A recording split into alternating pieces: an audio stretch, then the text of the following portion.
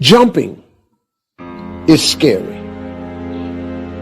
At times it's going to feel like it's an uncontrollable tumble. But let me tell you this.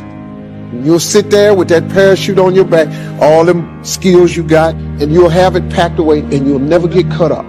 But if you do not jump, you will never soar. If you don't jump, I'm telling you right now, you'll never know. I would jump. Should take a chance. Now, somebody once said you can take all the money in the world out of the hands of everybody, out of all the wealthy people in the world who are really successful, give it to other people. It wouldn't take too long. Those people would have it back in their hands. It's not because they're manipulative. It's because they have a standard. The reason people don't put themselves in a position to fail, the reason people aren't patient, is they value other people's opinions too much. You have to monitor your self-talk. Monitor your self-talk. If you go around tell people, oh, I have a horrible memory, I'm not smart enough, I'm getting too old, fill in the blank. Take those 3 magic words and live them. Raise your standard. If you fight for your limitations, you get to keep them. You got to be willing to do it afraid. See, you might be waiting for the fear to stop. I should leap afraid. You chose to withdraw because you were afraid. You're actually tougher than you think. You never knew that, and maybe you didn't want to take on the responsibility. People are rewarded in public for what they practice for years in private. Stay on guard to your mind, because your mind is always eavesdropping on your self-talk. Your mind is always eavesdropping on your self-talk. Rather die leaping than on the edge figuring out how to get the courage to leap. Okay, I'm going to go make this happen. I'm going to go make this much money. I'm going to transform my kids. I'm going to create the ultimate relationship in my life. I'm going to transform my body, whatever it is. And then you don't have strong enough reasons and you don't use it. You don't follow through. It's because you didn't back up your standards with what makes those standards real, and that's rituals. You constantly remind yourself, after every defeat, after every setback, every time you get knocked down, I've got a saying, if life knocks you down, try and land on your back, because if you can look up, you can get up. See, a lot of people, because of failure, they stop believing. Let me share something with you. You will fail your way to success. So many times we're waiting. I'm waiting. 8 out of 10 millionaires have been financially bankrupt. You will fail your way to success. It doesn't matter how many times you fail. It doesn't matter how many times people tell you that you can't do it. It doesn't matter if you don't have a dime in the bank. You will fail your way to success. What's the standard they hold themselves to? And then what are all those little rituals that add up? Because think about it. Success and failure are not giant events. They don't just show up. You don't just suddenly become successful or suddenly have this cataclysmic event that makes you fail. It may look that way. But failure comes from all the little things. You're just kind of waiting. You're waiting to get everything in order. You're waiting so that everything is in you, it's together. You're waiting to not be afraid. You're waiting to have the courage. You're waiting to have all the money. You're waiting. You've got 5 seconds, and that's it. Today, 5 seconds gone. Talk yourself out of it. It's failure to make the call. It's failure to check the books. It's failure to say, I'm sorry. All the results in your life are coming from your rituals. Rituals define us. Knowing that you're never going to feel like doing all the work that it takes to have this business be everything that it possibly could. And all those little failures day after day come together until one day some cataclysmic event happens. You blame that. That event happened because you missed all the little stuff. And when you want to do it right and you want to wait till you're not afraid and you want to wait till you have it all together, oh, you made it about you. Again. See, Nelson Mandela did it. He just did it not knowing if it were right. Mahatma Gandhi just did it not knowing if it were right. Mother Teresa just did it not looking for affirmation or confirmation. Is this right? Martin Luther King did it not even knowing if it would happen before his life ended. What are you waiting on? Are you willing to do it afraid? Are you willing to do it knowing that you got so much work to do to get it better, to get it more perfect? But are you willing to do it inside your imperfection? Do you realize that in your imperfection, you're perfect for the job? Little bite-sized steps. Little things you do each day that after you do them, you get so much momentum that it's easy to succeed. You're not overwhelmed. You have these victory day after day after day on little things. The brain is going to screw you over. The brain is going to go into autopilot. The brain is going to tell you it doesn't feel like doing things. Raise your standard. From the moment that you have the idea, from the second you have that idea, you've only got 5 seconds to take action. Otherwise, it's gone. There's only one rule when it comes to productivity. There's only one rule when it comes to success. There's only one rule to getting everything you've ever wanted. And here it is. You're never going to feel like it. Ever. In any area of your life that you don't have what you want, whether it's the amount of money, the amount of people on your team, the amount of sales, the amount of trips for your family, if you only did the things that you don't feel like doing, you'd have everything you've ever wanted. The cave you fear to enter holds the treasure you seek. You have these victory day after day after day on little things. If you went to Ultimate Edge, I'm sure you learned about the hour of power, or the 15 minutes to be able to be fulfilled, or 30 minutes to thrive, where you literally just condition your body and emotion with a couple little rituals.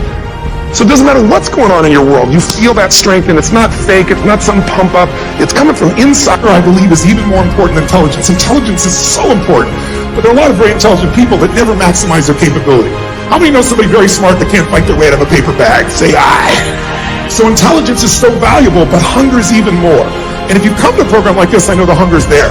But the second thing it requires is a massive amount of energy. Because what I've found in life is many times people have the ability to do things, they know what to do, they just don't do it. And a big part of that is energy. So when I was back there feeling the energy, got the music, it's so quiet in here. You're being quiet right now. Most of you are doing what you've done most of your life when you went to an education environment. And what is that? You're now learning the way you did when you went to a 20th century school. In a 20th century school, what do we learn? The bell rings, and what are you supposed to do? Immediately report to your what? Position. And when you get to that position, you're supposed to sit down and start a conversation with the people around you. Is that right? You're supposed to initiate. Is that right? No. When you went to 20th century school, you were taught, sit down, be quiet, be passive, wait till someone tells you what to do. Today, if you wait for someone to tell you what to do, if you don't talk to your neighbor, you're out of business. Who's with me here? Say aye. So I'd like to change this, because how many of you in this room have ever gone to an environment where you learned something that you thought was really, truly valuable? No one sold you on it. You personally thought, this is really something that could change my business, change my life. You were excited about it. But when you went home, you literally never applied a bit of what you've learned. Who's ever done this before? Raise your hand, say aye. Oh, come on. If you're not raising your hand, you lie about other shit too. Raise your hand, say aye. Who's done this more than once in your life? Say aye. Who still feels intelligent? Say aye. So we're all smart people. Why would smart people learn something, get an environment like this, and then not maximize it? It's because we've all been conditioned by our traditional education, which was designed back in the 19th century, 20th century, where you're designed to get a job, where you were supposed to report at a certain position, someone told you what to do. Basically, it was an assembly line. Today, that's not true. So I like to break out of that, because research shows if you sit and listen to me passively like you are right now, you're being very nice, smiling, nodding your head, being sweet. I appreciate it. But if you do that, research shows 3 months from now, you'll remember about 10% of what was said, which basically was wasting your time, wasting mine too. I don't want to waste yours, much less mine. So if you listen and take notes, it jumps up to the 40, 50 percentile, even if you never look at the notes again. Because just writing it down drives the groove deeper. So I'd encourage you to do that. I don't see many of you with any form of notes, but I know you have your phones. Some of you do, but if you have no notes, you must not have had a very high expectation of much value coming out of this session, clearly.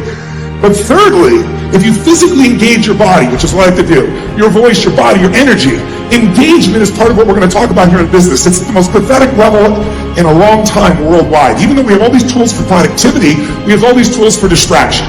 And as a result, most people are not maximizing. So if we want to transform, the thing we really need to be able to shift is get ourselves engaged at a different level. So what I'd like to ask you to do is, from here on out, if you're willing to, is let's start with some energy. Because let me ask you a question. If you have two people in a relationship, let's just go intimate for a moment.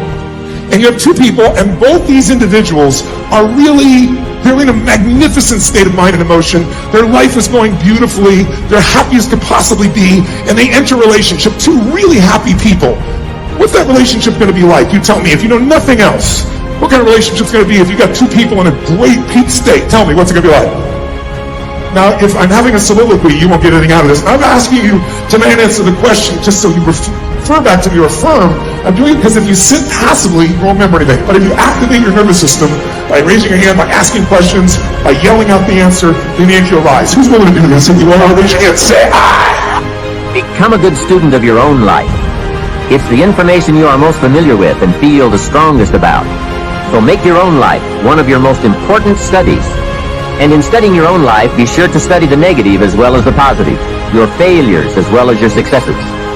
Our so-called failures serve us well when they teach us valuable information. They're frequently better teachers than our successes. One of the ways we learn how to do something right is simply by doing it wrong. Doing it wrong is a great school for learning. Now I would suggest that you not take too long. If you've done it wrong for 10 years, I wouldn't suggest another 10. But what a close at hand and emotionally impactful way to learn from your own experiences. When I met Mr. Schoaf, I had been working 6 years. I started when I was 19, and when I met him, I was 25. He said to me, Mr. Rohn, you have been working now for 6 years. How are you doing? I said, not very well. He said, then I suggest you not do that anymore. 6 years is long enough to operate the wrong plan. Next he asked, how much money have you saved in the last 6 years? I said, not any. He said, who sold you on that plan 6 years ago? What a fantastic question. Where did I get my present plan that wasn't working well? Hey, everyone has bought someone's plan. The question is, whose? Whose plan have you bought? Now, those initial confrontations as you come to grips with your own past experiences may be a little painful at first, especially if you have made as many errors as I did. But think of the progress you can make when you have finally confronted those errors by becoming a better student of your own life. Now, the next way to learn is from other people's experiences. And remember, you can learn from other people whether they have done it right or wrong. You can learn from negative as well as positive. The Bible is such a great book because it is a collection of human stories on both sides of the ledger. One list of human stories is called examples. Do what these people did. And the other list of human stories is called warnings. Don't do what these clods did. What a wealth of information. What to do and what not to do. I think it also means, however, that if your story ever gets in somebody's book, make sure they use it as an example, not a warning. There are 3 ways to learn from other people. The first is to listen to the cassettes and read the books by and about people who've accomplished great things. All the successful people I know and work with around the world are good readers. They just read. They are so curious that they are driven to read because they just have to know. It is one of the things they all have in common. Here's a good phrase. All leaders are readers. And they use cassette programs too, especially while they're in the car or during other times when they can't read. Cassettes can help all of us easily pick up new ideas and new skills.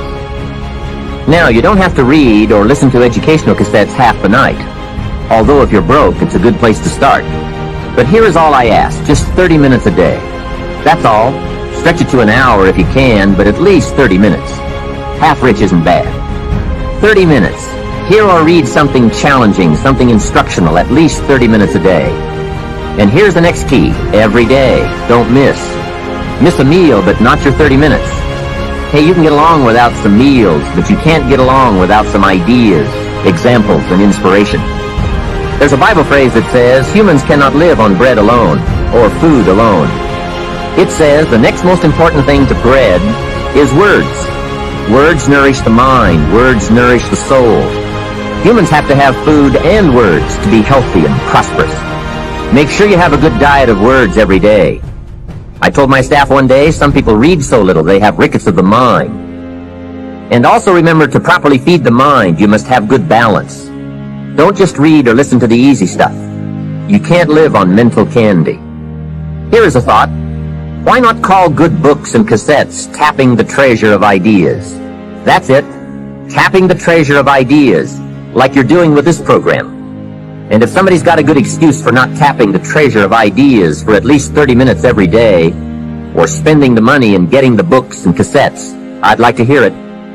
Some excuses you wouldn't believe. I say, John, I've got this gold mine. I've got so much gold, I don't know what to do with it all. Come on over and dig. John says, I don't have a shovel. I say, well, John, get you one. He says, do you know what they want for shovels? Hey, invest the money. Get the cassettes and books. The best money you can spend is money invested in your self-education. Don't shortchange yourself when it comes to investing in your own better future. Mr. Shoaff got me started on my library when I first met him. He said to me, become self-educated. Standard education will get you standard results. Check those numbers and see if that's what you want. And if it isn't, if you want something better than standard, you must become self-educated. So I went to work on my library, and I now have one of the best. Shoaff said repetition is the mother of skill. And if you could have seen my bank account at the time, you would have known I needed lots of that kind of repetition. Some of the ideas in that book made major changes in my life. As I look back now, the book was worth thousands, and I bought it for pennies. I learned a very valuable lesson. There can be a great deal of difference between cost and value. Before I met Mr. Shoaff, I used to ask, how much does it cost? After I met him, however, I soon learned to ask, how much is it worth? I started basing my life on worth instead of cost, and everything changed. Remember, don't be a follower, be a student. Someone says, I read this book, should I follow? And the answer is no. Read at least 2 books and make up your own mind. Don't be a follower, be a student.